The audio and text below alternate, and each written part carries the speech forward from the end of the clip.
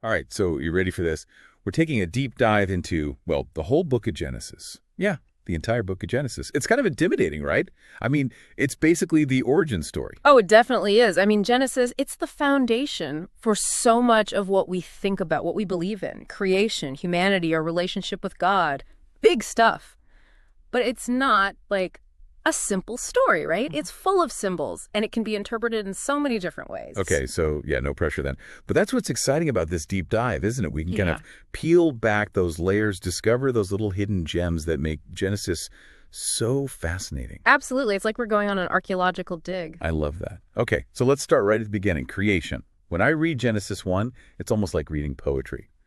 The way it describes the Spirit of God over the waters, the separation of light and darkness, it's powerful stuff. You're right. There's something really special about that 7-day creation account. It's not just like an old myth. It's a fundamental part of Jewish tradition.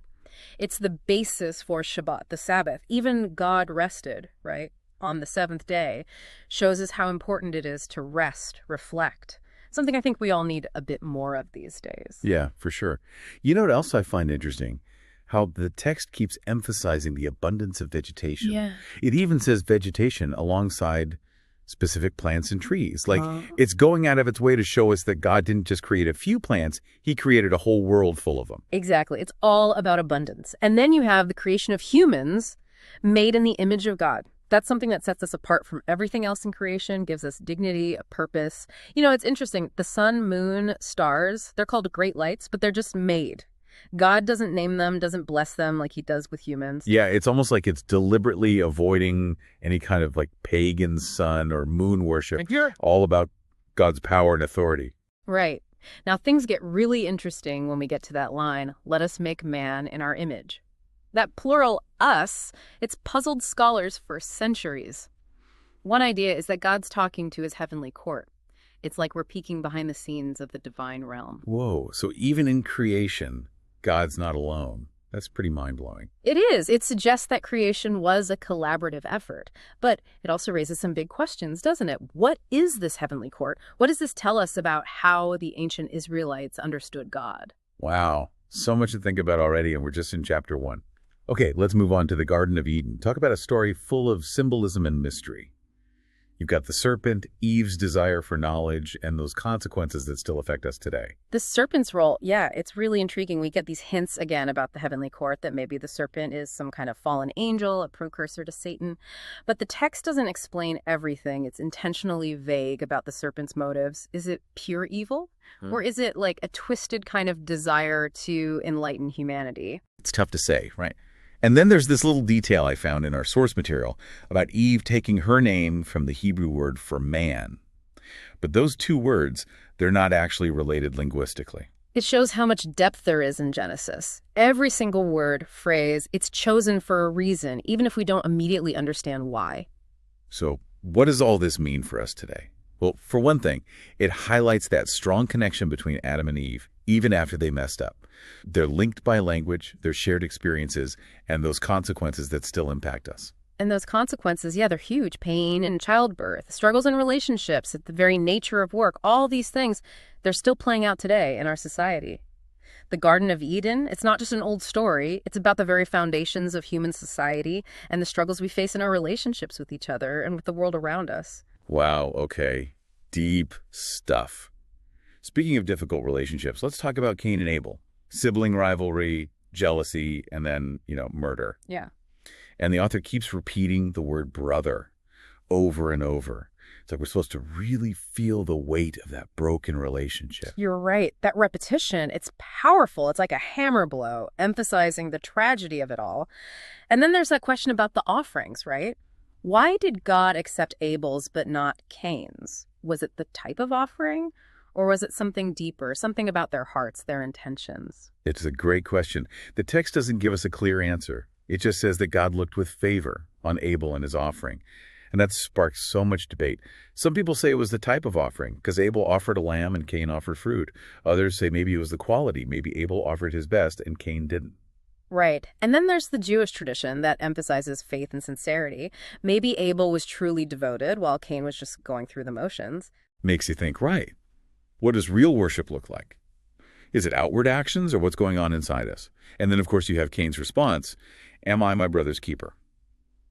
It's a question that gets to the core of responsibility and the consequences of our actions. And it's so ironic, isn't it? If Cain was willing to kill Abel, then he was definitely his brother's keeper, at least in the sense that he had the power to decide whether Abel lived or died. Yeah, it's a stark reminder of the dark side of humanity. Okay, so from a broken family to a broken world, let's talk about the flood. This story, it just captures the imagination, right? You got humanity going down a bad path, God's sorrow over his creation, and then this dramatic decision to cleanse the earth. And the text keeps using the word destroy over and over. It really emphasizes just how enormous this event was. It's interesting, though, even in judgment, you see God's mercy. He warns Noah, gives him detailed instructions for building the ark, this blueprint for saving life. And there's a small change in the language that you might miss. At first, it talks about destroying all living creatures, but later it shifts to everything that breathes. It's like the author's really stressing how complete this judgment was going to be. I never noticed that before. So God is basically hitting the reset button, giving creation a fresh start, and Noah, by obeying, becomes essential to God's plan. I can't even imagine building an ark like that, gathering all those animals, following God's instructions. The text really emphasizes Noah's obedience. It even has this phrase, "and thus he did," which seems kind of unnecessary. Like the author is making a point about how important it is to follow God's commands, even when they seem impossible. Absolutely. And then the flood. 40 days and 40 nights of rain. It's a story that's inspired so much art and literature. It speaks to these deep human experiences of judgment, renewal, and the power of nature. And it also introduces this idea of a covenant. The rainbow, it's not just a pretty sight. It's a sign of God's promise to never again flood the earth. It's a symbol of hope, of reconciliation. It's like God signed a contract, solidifying his agreement with humanity. I love how it uses the word sign in that context. Okay, from a sign of hope to, well, a monument of arrogance, the Tower of Babel. Here we have humanity all speaking the same language, trying to build this tower all the way to heaven. Talk about ambition. And it's interesting how the author uses Earth to represent the people, highlighting their collective ambition. It's called metonymy. And then you have this amazing irony. Humanity trying to reach heaven through their own efforts, while God comes down and confuses their languages, scattering them. It's like God saying, you want to get to heaven? Fine, but you'll do it my way, not yours. Let's see how unified you are when you can't even understand each other. Exactly. This story makes us think about progress. Is it always a good thing? Can we really achieve unity on our own? Or are we, as Genesis suggests, prone to division and self-destruction? It's something to think about, especially with all the challenges and conflicts we face in the world today. It's like a warning, right, about pride and trying to do things without God. It reminds us that real, lasting progress, it only happens when we recognize our limitations and look for guidance from something greater than ourselves. That's a great way to put it. And this leads us to the next part of Genesis, where we meet the patriarchs. Abraham, Isaac, and Jacob. These are the men through whom God will establish his covenant and work out his plan for humanity. The patriarchs. Their stories are a wild ride. Journeys, challenges, struggles with God. It's through them that the story of Israel starts to take shape. And that theme of covenant, it's so important here. God makes specific promises to each of these patriarchs. Promises of land, descendants, and a unique relationship with him.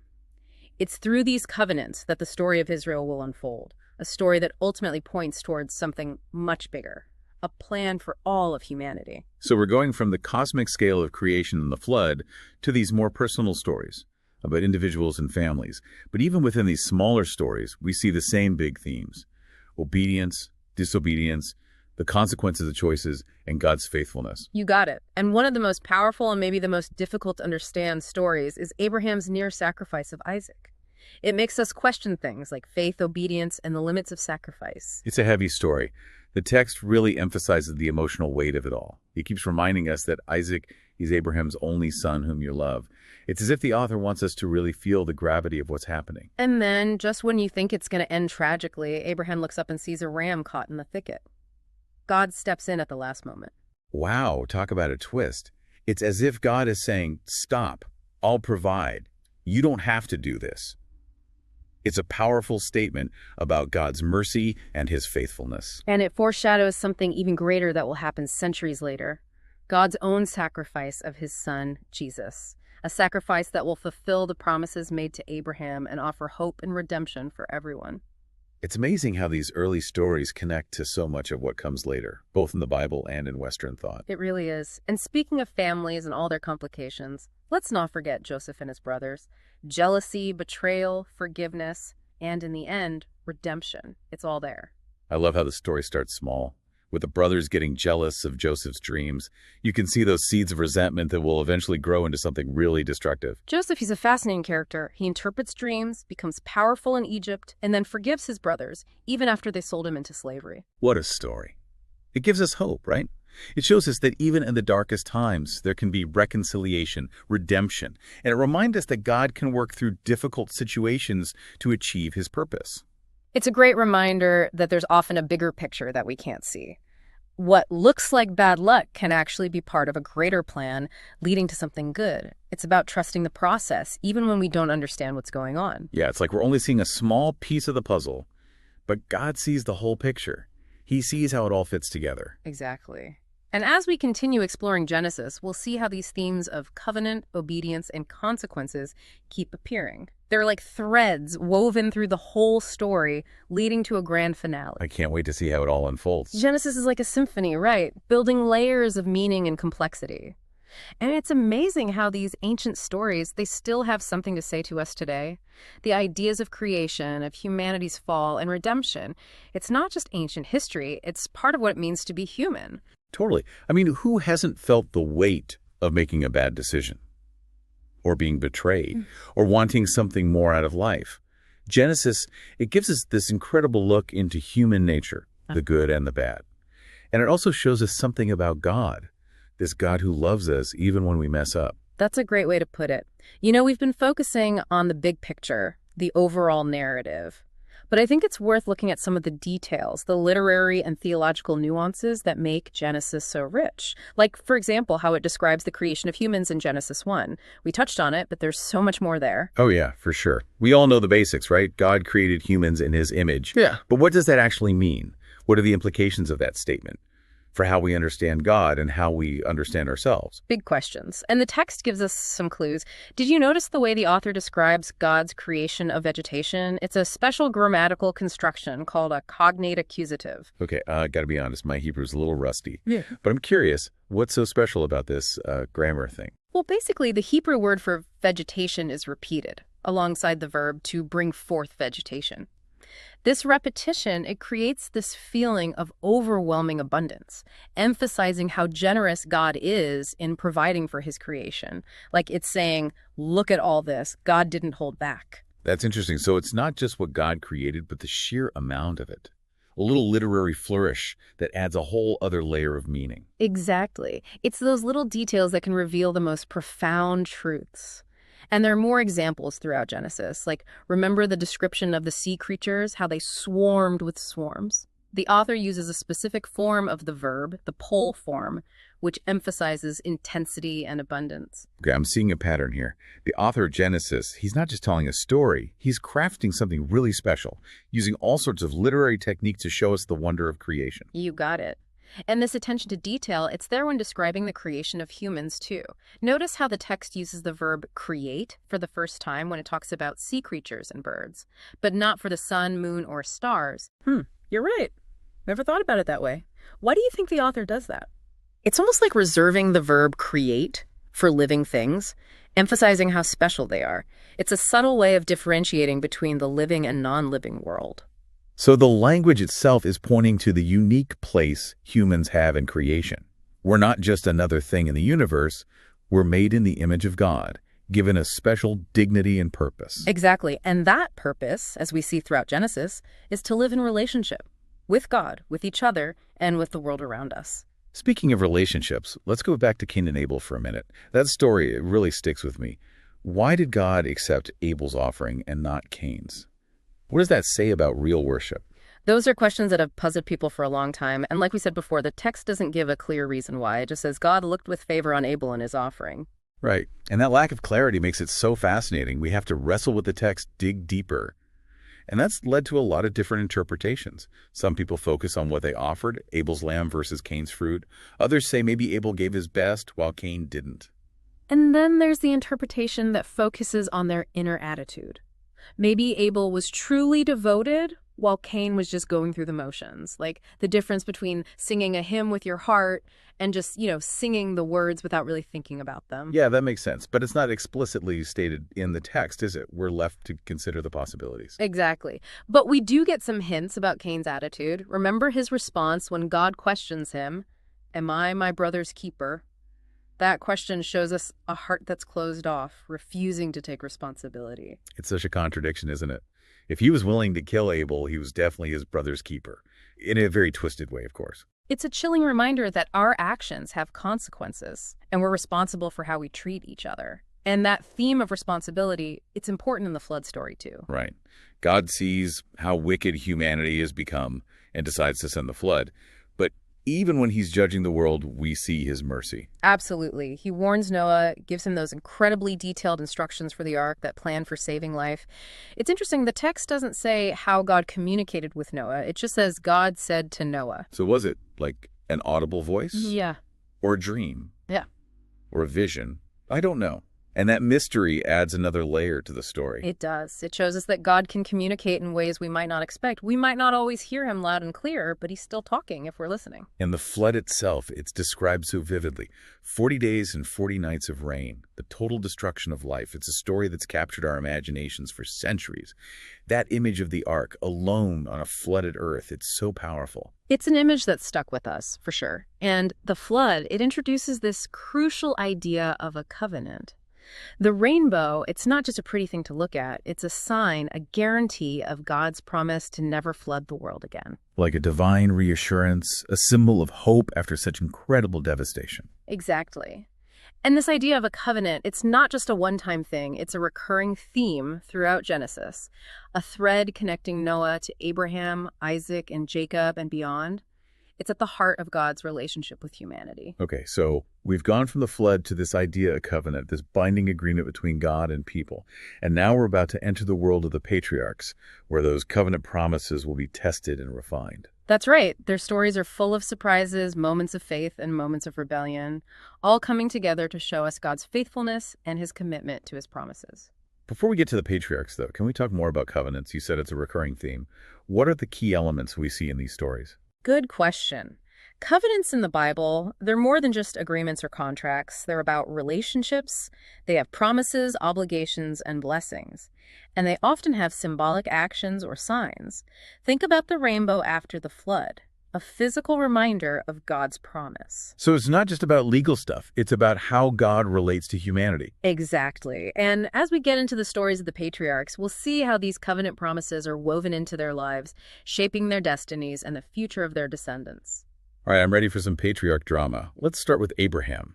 He's called the father of faith, but sometimes he seems pretty complicated, even flawed. That's what makes him so relatable, right? He's not perfect. He struggles with doubt, fear, obedience, just like all of us. So true. And his story is full of these big moments, leaving his home, journeying to Canaan, and of course that intense test of faith, almost sacrificing Isaac. That story, it's called the Akedah in Hebrew. It's one of the most powerful and difficult stories in Genesis. It forces us to ask hard questions about faith, obedience, and the idea of sacrifice. It's definitely intense.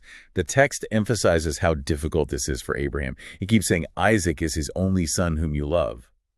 It's like the author wants us to feel the weight of what's being asked of him. And then right at the climax, Abraham looks up and sees a ram caught in the thicket. God provides a way out. Such a powerful moment. It's like God saying, I'll take care of it. You don't have to do this. It shows us God's mercy and his faithfulness to his promises. And it points towards something even bigger, something that will happen centuries later. God sacrificing his own son, Jesus. A sacrifice that will fulfill the promises made to Abraham and offer redemption for all humanity. Wow. These stories in Genesis, they connect to so much that comes later, both in the Bible and in Western thought. Absolutely. And we can't forget about those family dynamics. We have to talk about the epic tale of Joseph and his brothers.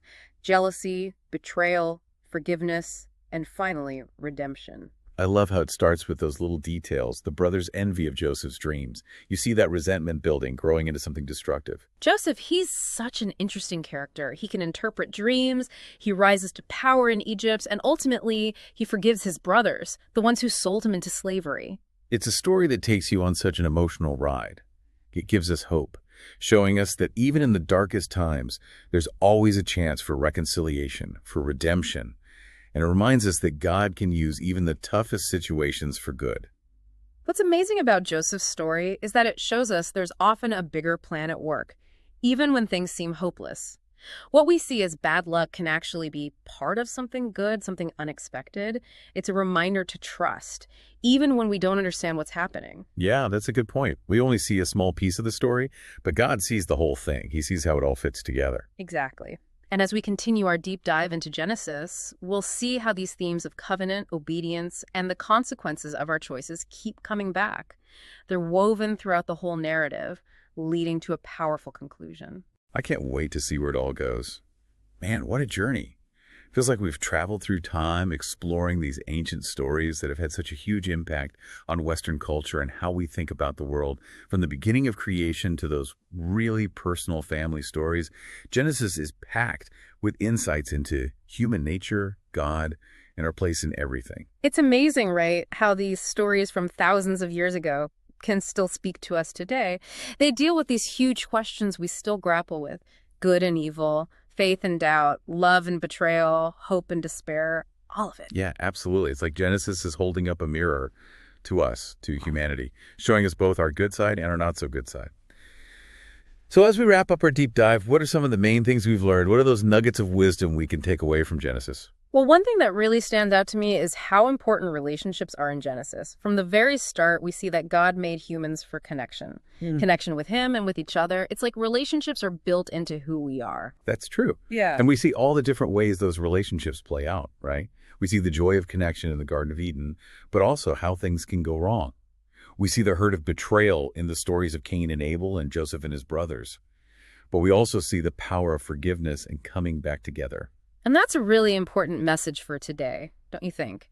I mean, we all go through ups and downs in our relationships. We hurt each other, let each other down, make mistakes. But Genesis reminds us that even when things are broken, there's always a chance for healing, for making things right. It's like a ray of hope in a world that sometimes feels so divided. Like we're not stuck repeating the same patterns of hurt and messed up relationships. There's a way back to each other, a way back to wholeness. Absolutely. And another big idea in Genesis is that of the covenant. God makes covenants with Noah, with Abraham, Isaac, and Jacob, promising them land, descendants, and a unique relationship with him. And these aren't just empty words. These covenants change the course of history. They set the stage for the story of Israel. And ultimately, they point towards God's plan to redeem all of humanity. It's like we're seeing these individual stories come together to form this massive picture, showing us God's faithfulness and his commitment to his creation. Exactly. And those covenants, they show us that we're not just isolated individuals living our own separate lives. We're part of something much bigger, something that started with creation and continues to unfold today. We're part of God's story. And that story, as we've seen in Genesis, is full of surprises, moments of darkness and moments of amazing grace. And it's still being written. That's what's so exciting. We get to be a part of this ongoing story, to play a role in God's plan for redemption and restoration. So as we wrap up our deep dive into Genesis, what's one last thought you want to leave our listener with? I think Genesis asks us this really interesting question. How do we balance the idea of God being in control with the idea of human free will? Throughout the book, we see God guiding events, making promises, and working through people's choices, even when those choices seem to go against his plan. It's this tension that runs through the whole narrative. That's such a good point. And it's something we still think about today. How much control do we actually have over our lives? How much is decided by things outside of us? And how do we understand suffering and injustice in a world that's supposed to be ruled by a loving God? Those are questions that have challenged people for a really long time, and there aren't any easy answers. But Genesis encourages us to wrestle with those questions, to search for truth, and ultimately to trust in God who is working everything together for good, even when we don't see the whole picture. It's been amazing exploring Genesis with you. I feel like we've just scratched the surface, but I have a much deeper appreciation for the power of these ancient stories and how relevant they still are. Me too.